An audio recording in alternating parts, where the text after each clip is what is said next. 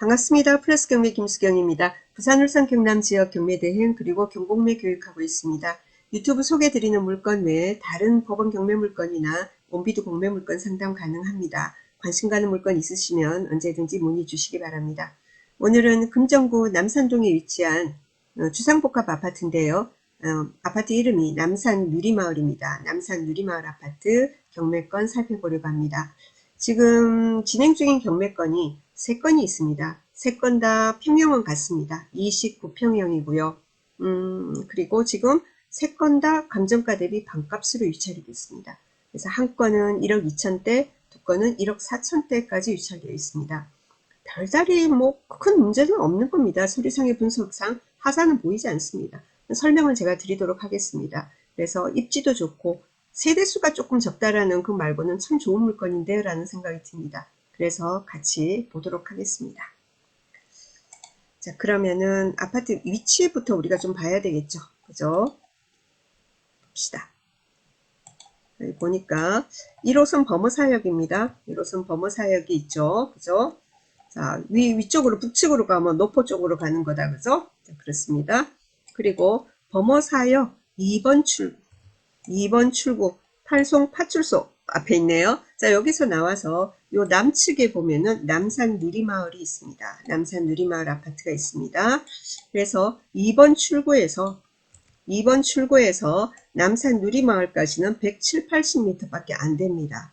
그리고 중간에 버스 정류장도 있고요. 그리고는 북동측으로 중학교 있고, 그리고 남산 누리마을 아파트는 학교 배정이 초등학교는 여기 있는 청룡초등학교라고 합니다. 아, 그게 길을 건너야 되네요. 그래요. 길은 하나 건너야 됩니다. 근데 또 편한 게 뭐냐면은 바로 아파트 앞에 말입니다. 아파트 바로 앞에 저기가 있어요. 횡단보도가 있습니다. 그래서 괜찮아요. 이 횡단보도 건너면은 각종 병원, 학원 등도 굉장히 잘 형성이 되어 있습니다.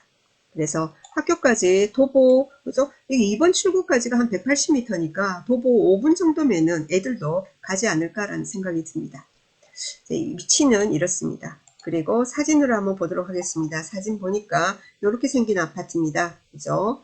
그리고 정면에서 보면 이렇게 됩니다. 그래서 2층에 내과가 있어요. 내과 있고, 내과가 있으니까 밑에 1층에 약국이 있고, 그리고 카페 있고, 그리고 위에는 아파트. 이렇게 되어 있습니다.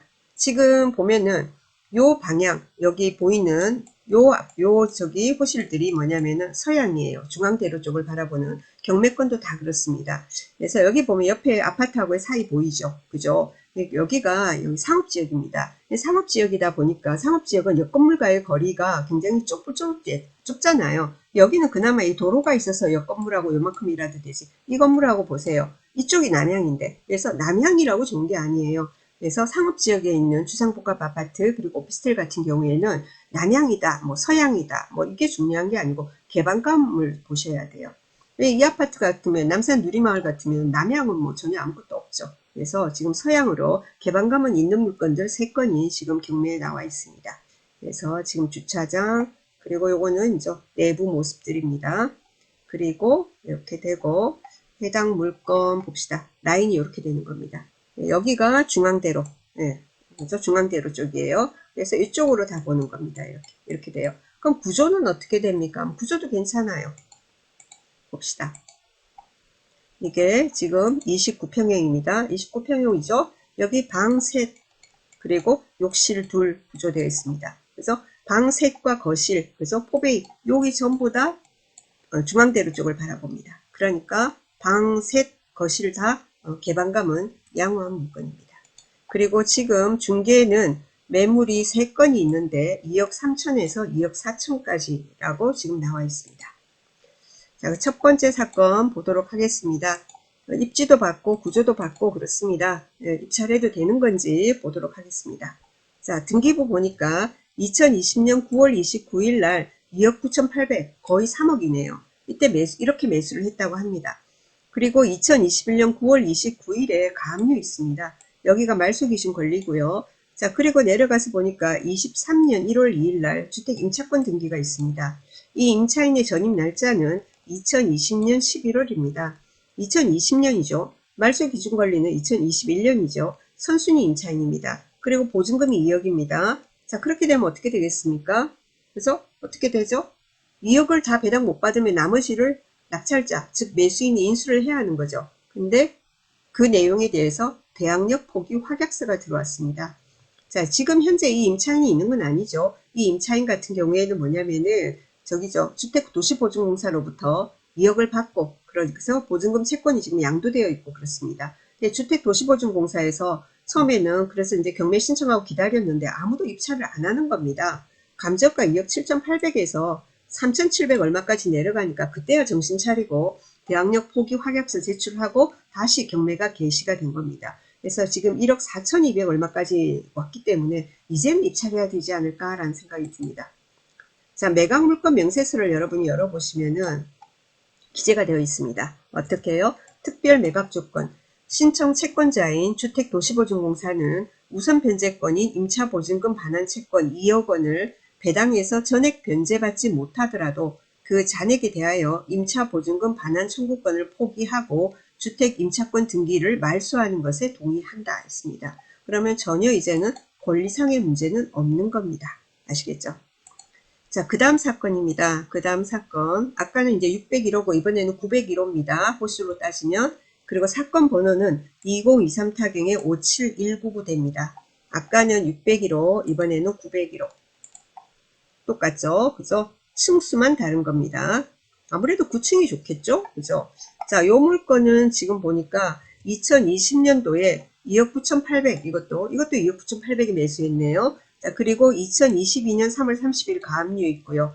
그리고 임차권 등기가 있는데 23년 1월 달에 요 전입 날짜가 2020년도입니다. 역시 선순위 임차인입니다. 자, 여기에 대해서 말입니다. 그러면 이것도 대항력 포기 확약서 들어왔습니까? 봅시다. 역시 매각물건 명세서에 기재가 되어 있습니다. 어떻게 해요? 아까하고 똑같은 내용입니다. 그리고 이렇게 밑에만 있는 게 아니고 주로 비고란에 먼저 있습니다. 비고란에도 있어요. 비고란에 있고 그리고는 아까 그래서 요 밑에도 또 기재가 되어 있는 겁니다. 그래서 경매를 하시는 분들은 반드시 매각물건 명세서를 꼼꼼히 보시면은 정답이 있는 경우가 상당히 많이 있습니다. 그래서 이 두 건은 그렇습니다. 그러면은 권리상의 문제가 없습니다. 나머지 한 건입니다. 나머지 한 건.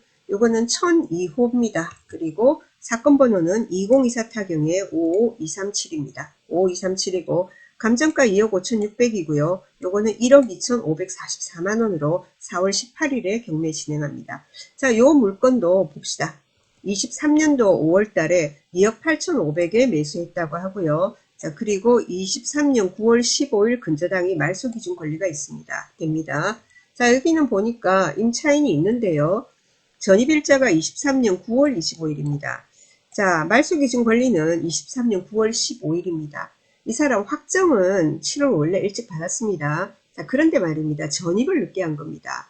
확정일자 받을 때 그리고는 전입을 하더라도 요 근저당권 있지 않습니까? 한국자산관리공사 근저당 요거보다 빨리 전입을 했으면 선순위가 되는데 전입일이 늦어진 겁니다. 전입이 굉장히 중요합니다. 확정을 아무리 빨리 받는다 해서 확정일 기준으로 대항력과 우선 변제권이 동시에 발생하지는 않습니다. 확정일자라는 것은 우선 변제권이죠. 그 순서에 의해서 배당을 받기 위해서 확보하는 건데 이게 확정만으로 되는 게 아니고 전입과 확정이 같이 충족이 돼야 되는 겁니다. 근데 전입이 9월 25일 날 늦어요. 그렇기 때문에 여기는 대항력이 없습니다. 그래서 해당 물건 같은 경우에도 권리상의 하자는 없습니다. 네, 세 건을 살펴봤습니다. 앞에 두 건은 어떻게 해요? 선순위 임차인으로 원래 대항력이 있습니다. 자, 그런데 뭐냐면 대항력 포기 확약서가 들어왔기 때문에 괜찮다. 그리고 세 번째 물건 같은 경우에는 임차인이 전입이 늦었다. 확정만 먼저 한다고 되는 게 아니다라는 겁니다. 그럴 때는 확정이 먼저가 아니고 아예 전세권 등기가 됐다면은 순위를 확보할 수 있겠으나 확정 받는 것만으로는 안 돼요. 확정일자는 전입과 같이 이루어져야지 효력이 있는 겁니다. 전세권은 그렇지 않고요. 그래서 마지막 사건도 권리상의 하자는 없는 물건입니다. 이게 세대수가 좀 적은 주상복합 아파트라는 그거 단점 하나 빼고는 특별히 단점이 보이지 않습니다. 나름 부산의 1호선 초역세권이고 버스 정류장 그리고 초중학교 그리고 주변에 병원 학원 등 이런 어떤 상권도 괜찮은 물건입니다. 구조도 괜찮고요. 그래서 관심 있으시면 입찰해 보시고 좋은 결과 있으시길 바랍니다. 감사합니다.